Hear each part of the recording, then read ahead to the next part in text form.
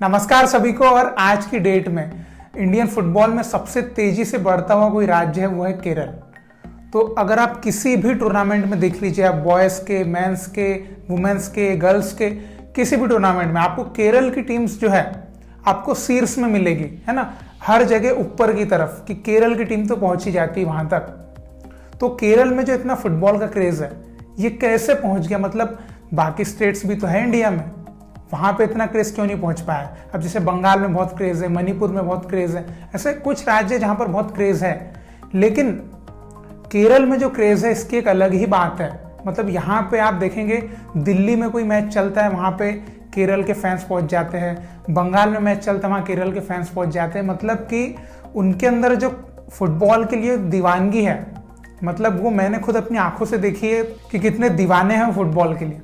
तो ये जो प्रोग्रेस हुई है कैसे हुई? क्या ये एक रात में सब बदल गया? नहीं, ये बहुत सालों से चला आ रहा है। तो अब जाकर आज उसका रिजल्ट हमको देखने को मिल रहा है कि आज केरल में फुटबॉल इस लेवल पे चलता है। और आज की डेट में केरल की फुटबॉल में जितना फैंस का, प्लेयर्स का, बिजनेसमैन का इन्वॉल्वमेंट नजर आता है, उतना ही वहाँ पे गवर्नमेंट का भी इन्वॉल्वमेंट है केरल की फुटबॉल को बढ़ाने में। तो इन सभी चीज़ों के ऊपर हम डिस्कस करेंगे।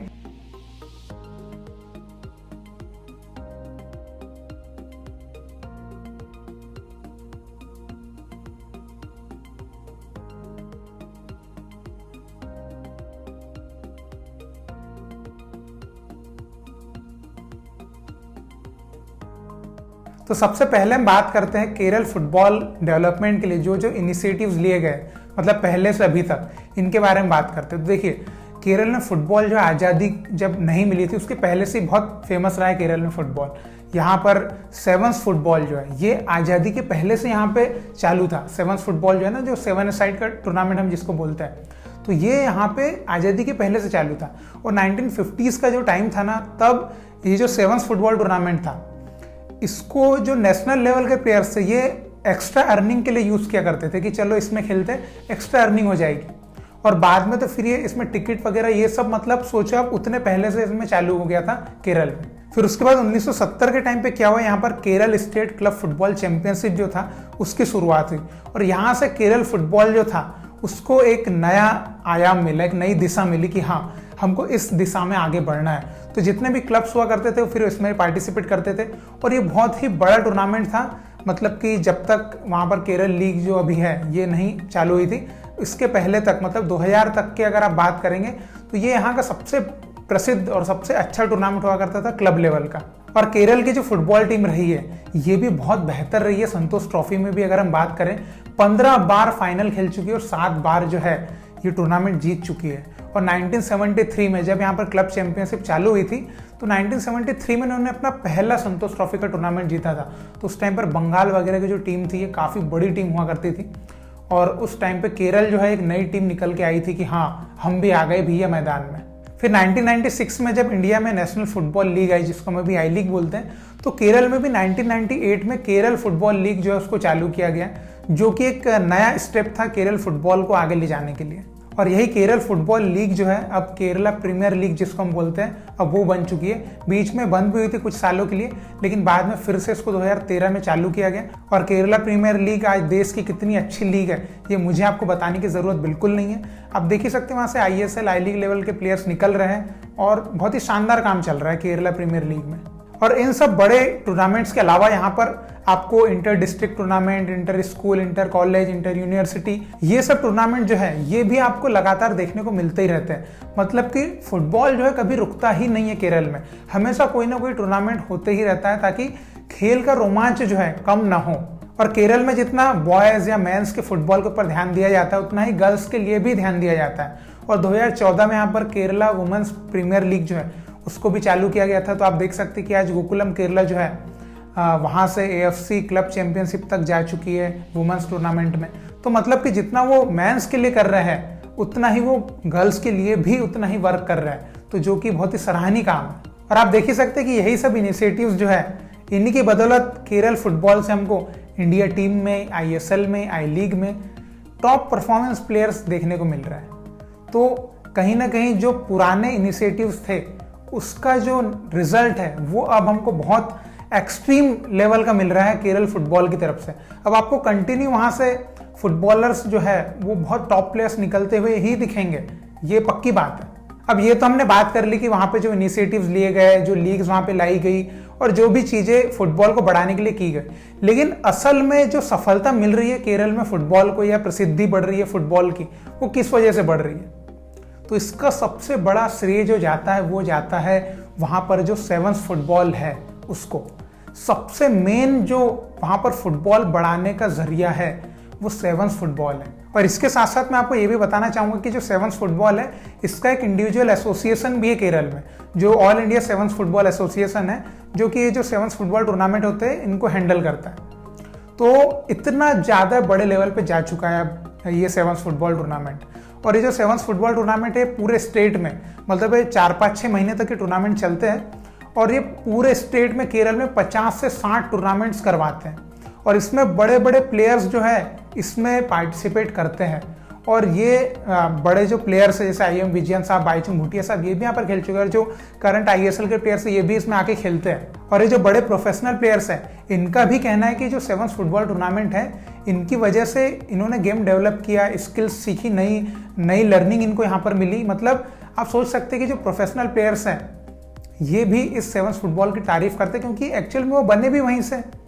तो सेवंस फुटबॉल टूर्नामेंट जो है आप सोचिए कितना एक चेंज लेकर आ सकता है किसी स्टेट में।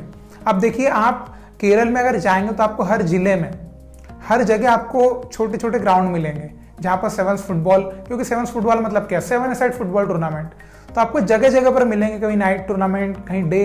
तो इस टाइप के आपको वहाँ पर काफ़ी देखने को मिलेंगे जो कि वहाँ पर फुटबॉल की लोकप्रियता बढ़ाते जा रहे हैं। अब मैं आपको एक और चीज़ बोलना चाहूँगा कि फुटबॉल जब इतना बड़ा है तो गवर्नमेंट किस तरह से पार्टिसिपेशन दिखा रहा है अपना, कि हम भी फुटबॉल को हमारी तरफ से कितना बढ़ा सकते हैं। तो आपको मैं बताना चाहूँगा कि गवर्नमेंट, जो केरल की गवर्नमेंट है, उन्होंने 1000 करोड़ रुपए का प्रोजेक्ट लॉन्च किया कि हम स्पोर्ट्स फैसिलिटीज, स्पोर्ट्स इंफ्रास्ट्रक्चर के डेवलपमेंट के लिए 1000 करोड़ रुपए इन्वेस्ट करेंगे और जिसमें से मोस्टली जो है वो फुटबॉल के लिए ही है। तो आप सोच सकते हैं कि एक तरफ AIFF का बजट आता है 5 करोड़ रुपए और केरल की गवर्नमेंट स्पोर्ट्स और जिसमें मोस्टली फुटबॉल ही है उसके लिए 1000 करोड़ का प्रोजेक्ट लॉन्च करती है। तो आप सोचिए, फुटबॉल को बढ़ाने के लिए जो केरल की गवर्नमेंट है, जैसे उड़ीसा की गवर्नमेंट स्पोर्ट्स को बढ़ा रही है, फुटबॉल को, हॉकी को, वैसे ही केरल की जो गवर्नमेंट है ये भी फुटबॉल को बहुत बढ़ा रही है। और मैं आपको ये भी बताना चाहूँगा कि केरल की जो गवर्नमेंट है वो 40 फुटबॉल ग्राउंड्स बनाने वाली है पूरे केरल में। तो आप सोच सकते हैं 40 नए फुटबॉल ग्राउंड डेवलपमेंट, मतलब कि आप सोचिए एक नया स्तर तैयार हो जाएगा फुटबॉल का केरल में। 40 नए गवर्नमेंट जो ग्राउंड बनाएगी पूरे प्रॉपर ग्राउंड बनाएगी। तो समझ रहे हैं इस बात को आप कि क्या इनिशिएटिव है फुटबॉल के लिए, मतलब मज़ा आ जाएगा। आप कभी जाएंगे तो ऐसा लगेगा कि फुटबॉल की दुनिया में आप आ गए। और मैं आपको एक और चीज़ बताना चाहूँगा कि केरल गवर्नमेंट जो है ये वहाँ के जो आई लीग और ISL क्लब है उनके साथ मिलकर भी काम कर रही है। कैसे?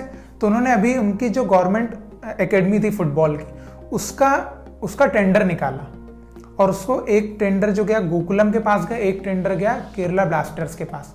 अब ये जो क्लब्स हैं ये वहाँ पर जो उनकी गवर्नमेंट एकेडमीज है केरल की फुटबॉल वाली, under 17, 14, under 20 girls and boys, इनको अब ये जो ISL and I league club है ये उनको ट्रेन करेंगे। तो आप सोच सकते हैं कि कितना बेटर लर्निंग मिलेगी, ट्रेनिंग मिलेगी, इंफ्रास्ट्रक्चर मिलेगा वहाँ के बच्चों को।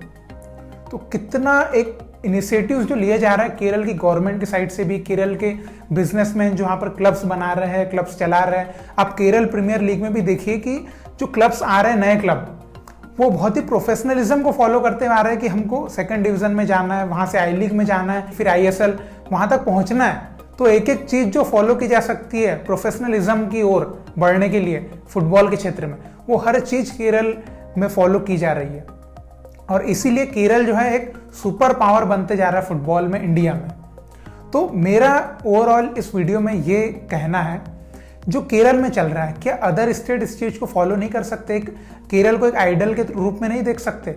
अब आप देखिए जैसे सेवंस फुटबॉल है, इन टूर्नामेंट्स में कोई बहुत बड़ा बजट तो नहीं लगता है, लेकिन काम उसी लेवल का करे। और मैं आपको एक चीज़ बताना चाहूँगा कि सेवंस फुटबॉल टूर्नामेंट की जो पॉपुलैरिटी है ये गोकुलम केरला के आने से भी कम नहीं हुई, ये केरला ब्लास्टर्स के आने से भी कम नहीं हुई। इनकी पॉपुलैरिटी आज भी वैसी है।